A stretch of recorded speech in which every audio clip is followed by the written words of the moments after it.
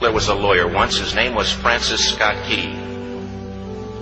He penned a song that I'm sure you're aware of. You've seen it. It's in most hymnals throughout our churches. It's called the national anthem. It is our song as an American. We go, however, to a ball game. We stand in our church services and we sing the words of that song, and they float over our minds and our lips, and we don't even realize what we're singing. Most of us have memorized it as a child, but we've never really thought about what it means. Let me tell you a story. Francis Scott Key was a lawyer in Baltimore. The colonies were engaged in vicious conflict with the mother country, Britain. Because of this conflict and the protractedness of it, they had accumulated prisoners on both sides. The American colonies had prisoners and the British had prisoners. And the American government initiated a move. They went to the British and they said, let us negotiate for the release of these prisoners. They said, we want to send a man out to discuss this with you. They were holding the American prisoners in boats about 1,000 yards offshore. And they said, we want to send a man by the name of Francis Scott Key. He will come out and negotiate to see if we can make a mutual exchange. On the appointed day, in a rowboat, he went out to this boat and he negotiated with the British officials. And they reached a conclusion that men could be exchanged on a one-for-one basis. Francis Scott Key, jubilant with the fact that he'd been successful, went down below in the boats, and what he found was a cargo hold full of humanity, men. And he said, men, I've got news for you tonight. You're free. He said, tonight I have negotiated successfully your return to the colonies. He said, you'll be taken out of this boat, out of this filth, out of your chains. As he went back up on board to arrange for their passage to the shore, the admiral came and he said, we have a slight problem. He said, we will still honor our commitment to release these men, but it'll be merely academic after tonight. It won't matter. And Francis Scott Key said, what do you mean? He said, well, Mr. Key, he said, tonight we have laid an ultimatum upon the colonies. Your people will either capitulate and lay down the colors of that flag that you think so much of, or you see that fort right over there, Fort Henry? He said, we're going to remove it from the face of the earth. He said, how are you going to do that? He said, if you will, scan the horizon of the sea. And as he looked, he could see hundreds of little dots. And he said, that's the entire British war fleet. He said, all of the gunpowder, all of the armament is being called upon to demolish that fort. It will be here within striking distance in a matter of about 2.5 hours. He said, the war is over. These men would be free anyway. He said, you can't shell that fort. He said, that's a large fort. He said, it's full of women and children. He says, it's predominantly not a military fort. He said, don't worry about it. They said, we've left them a way out. And he said, what's that? He said, do you see that flag way up on the rampart? He said, we have told them that if they will lower that flag, the shelling will stop immediately. And we'll know that they've surrendered, and you'll now be under British rule. Francis Scott Key went down below and told the men what was about to happen.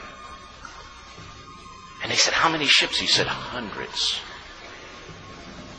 The ships got closer. Francis Scott Key went back up on top and he said, men, I'll shout down to you what's going on as we watch. As twilight began to fall, and as the haze hung over the ocean as it does at sunset, suddenly the British war fleet unleashed. He says the sound was deafening. There were so many guns that there were no reliefs.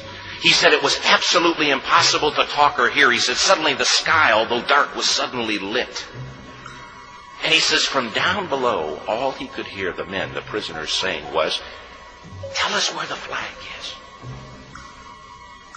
What have they done with the flag? Is the flag still flying over the rampart? Tell us. 1 hour, 2 hours, 3 hours into the shelling.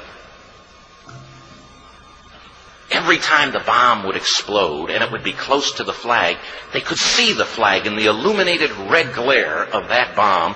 And Francis Scott Key would report down to the men below, it's still up. It's not down. The admiral came and he said, "Your people are insane." He said, "What's the matter with them?" He said, "Don't they understand this is an impossible situation?" Francis Scott Key said he remembered what George Washington had said. He said, "The thing that sets the American Christian apart from all other people in the world is he will die on his feet before he'll live on his knees." The admiral said, "We have now instructed all of the guns to focus on the rampart to take that flag down." He said, "We don't understand something. Our reconnaissance tells us that that flag has been hit directly again and again and again, and yet it's still flying. We don't understand that." But he said, "Now we're about to bring every gun for the next 3 hours to bear on that point." Francis Scott Key said the barrage was unmerciful. All that he could hear was the men down below praying. The prayer, "God, keep that flag flying where we last saw it." Sunrise came. He said there was a heavy mist hanging over the land, but the rampart was tall enough. There stood the flag, completely nondescript, in shreds. The flagpole itself was at a crazy angle, but the flag was still at the top. Francis Scott Key went aboard and immediately went into Fort Henry to see what had happened. And what he'd found had happened was that that flagpole and that flag had suffered repetitious direct hits. And when it had fallen, but men, fathers, who knew what it meant for that flag to be on the ground, although knowing that all of the British guns were trained on it, walked over and held it up humanly until they died. Their bodies were removed and others took their place. Francis Scott Key said what held that flagpole in place at that unusual angle were patriots' bodies. He penned the song, "Oh, say can you see by the dawn's early light what so proudly we hailed at the twilight's last gleaming? Or the rocket's red glare, the bombs bursting in air, gave proof through the night that the flag was still there. Oh, say, does that star-spangled banner yet fly and wave o'er the land of the free and the home of the brave? The debt was demanded. The price, it was paid." Oh, say, can you see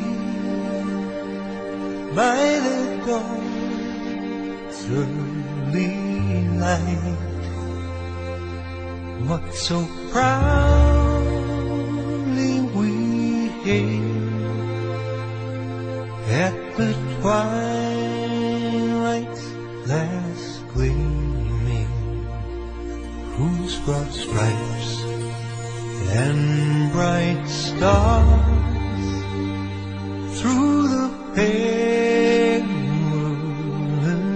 fight o'er the ramparts we watched were so gallantly streaming, and the rockets spread clear, the bombs bursting in air